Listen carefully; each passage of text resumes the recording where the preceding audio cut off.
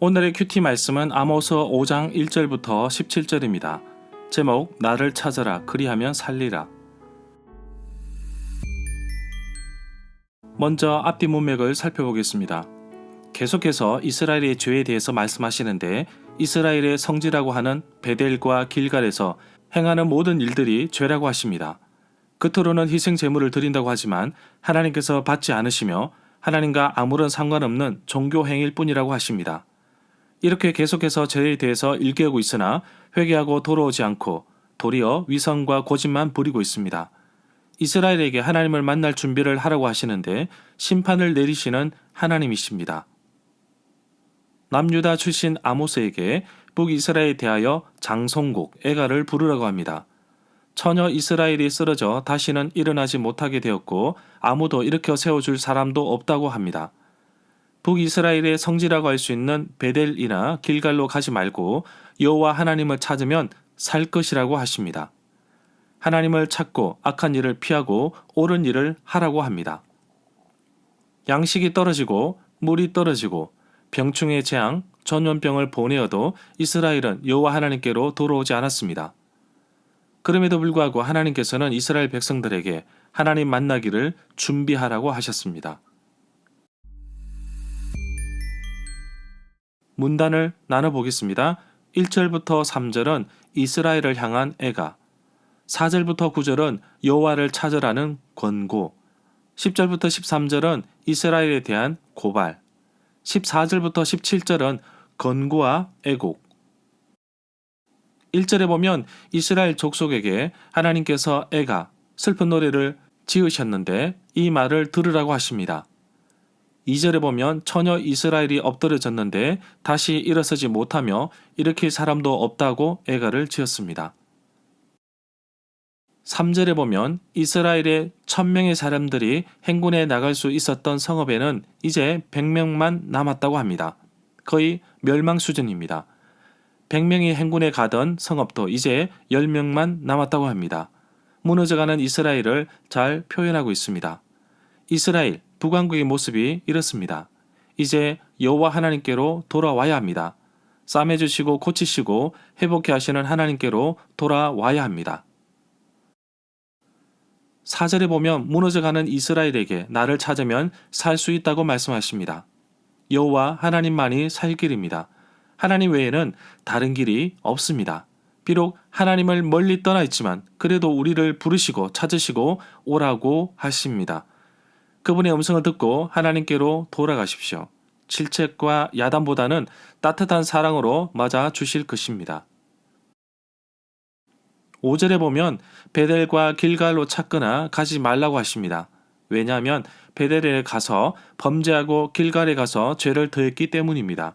브엘세바로도 나가지 말라고 경고하십니다. 명령을 어기고 길갈은 사로잡히겠고 베델은 비참하게 될 것이라고 하십니다. 길갈이라는 지명과 정령 사로잡히겠다고 옮긴 히브리어 표현과 발음이 비슷하므로 그 문장이 인상 깊게 표현되어 있습니다. 브엘세바에 대해서 심판의 메시지가 없는 것은 아모스가 북이스라엘의 멸망에 대해 예언해야 하기 때문입니다. 6절에 보면 그렇기 때문에 돌아갈 길은 바로 여호와 하나님뿐입니다.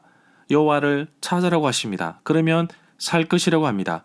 만약에 여호와께 돌아가지 않고 찾지 않으면 여호와께서 불같이 요셉의 집, 야곱의 자손 이스라엘에게 임하여 멸하시겠다고 하십니다. 베델이 임한 심판의 불을 끌 자가 없다고 하십니다. 4절부터 6절 단락을 보면 여기 구성에도 가나다라, 다나가로 대칭되어 있습니다. 나를 찾아라, 베델, 길갈, 브엘세바, 다시 길갈, 베델, 여호와를 찾아라. 이렇게 대칭되어 있습니다. 성소 세 군데를 언급하고 있습니다. 베델과 길갈은 이스라엘에 있고 브엘세바는 가장 멀리 떨어져서 남부 유다에 있습니다. 여호와를 찾으라는 표현은 성소로 가라는 요구를 전통적인 방식으로 표현한 것입니다.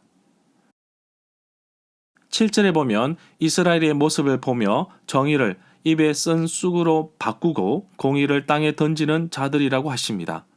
8절에 보면 이스라엘에게 하나님을 찾으라고 하십니다. 그분은 묘성과 삼성을 만드신 분이십니다. 사망의 그늘을 아침으로 바꾸시는 분이십니다. 바닷물을 불러 지면에 쏟으시는 분이십니다. 바로 그분의 이름이 여호와이십니다. 9절에 보면 아무리 강하다고 할지라도 여호와의 심판은 이들에게 패망을 안겨줄 수 있습니다. 이 패망이 그들이 거주하는 산성에 비칠 수 있음을 기억해야 합니다. 10절에 보면 부패해진 이스라엘은 성문에서 책망하는 자를 미워하고 정직을 말하는 자를 싫어하고 있습니다. 11절에 보면 이스라엘의 죄악의 목록을 말하고 있습니다. 힘없는 자를 밟고 미래 부당한 세를 거두었습니다. 그렇기 때문에 이스라엘에게는 심판의 메시지를 주시는데 다듬은 돌로 건축하였지만 살지도 못하는 집이었고 아름다운 포도원을 가꾸었으나 그 열매를 먹지도 못합니다. 12절에 보면 이스라엘의 허물이 많고 죄악의 무거움을 여호와께서 아신다고 합니다. 이스라엘은 의인을 학대하였고 뇌물을 받고 성문에서 가난한 자를 억울하게 하였습니다. 13절에 보면 세대에 악하고 어지럽지만 오히려 지혜자가 잠잠하고 있습니다. 때가 악합니다. 빛은 어둠을 물리치기 위해 존재하는 것이며 정의는 불의를 물리치기 위해 존재하는 것입니다. 세상이 악할수록 그리스도인은 더욱더 빛이 나야 합니다. 이 구절 13절은 내용상 10절과 이어집니다. 곧 성문에서 벌어지는 재판에서 이 사람들은 서로 진실을 말하려고 하지 않으므로 지혜자, 곧 하나님의 교훈을 따르는 자는 그에 대해 침묵을 지키는 것이 낫다고 본 것입니다. 14절에 보면 하나님께서 이스라엘에게 말씀하십니다. 살고 싶다면 선을 구하고 악을 구하지 말아야 합니다. 그리고 하나님 여호와께서 이스라엘과 함께 하신다고 약속하십니다. 15절에 보면 악을 미워해야 하며 선을 사랑해야 하며 성문에서 정의를 세워야 합니다.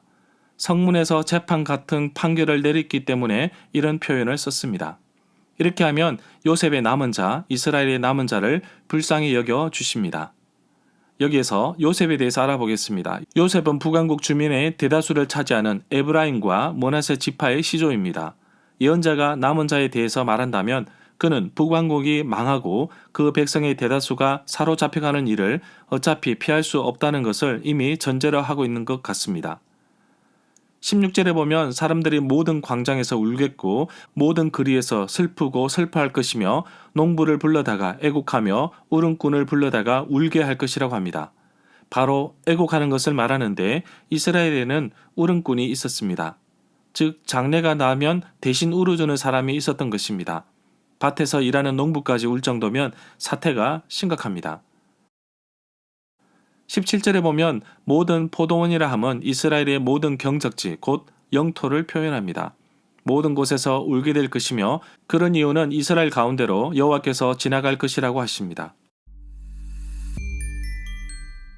절마다 상세한 설명과 구절 해석, 핵심 내용과 중심 줄거리는 네이버 블로그에 올려져 있습니다. 내게 주시는 교훈입니다. 정말 평온할 때 애가 슬픈 노래를 부를 수 있을까요? 애가는 죽음 앞에서 부르는 노래입니다. 결국 이스라엘의 모습은 죽은 사람과 별반 다르지 않습니다. 어쩌다가 이렇게 되었나요? 하나님을 떠나서 그렇습니다. 그래서 다시금 하나님께로 돌아와야 합니다. 중요한 것은 우리가 하나님을 떠났지만 하나님은 여전히 우리를 기다리고 계신다는 것입니다. 주님의 음성에 귀를 기울이며 주께로 나아가야 할 것입니다. 호세아 선지자처럼 아모스 선지자도 북이스라엘의 심판에 대해서 계속 경고하고 있습니다. 그러나 살아남을 수 있는 길이 있습니다. 그것은 우상의 근원지 베델이나 길갈로 가는 것이 아니라 여호와를 찾는 것입니다. 하나님께로 돌아가야 살 수 있습니다.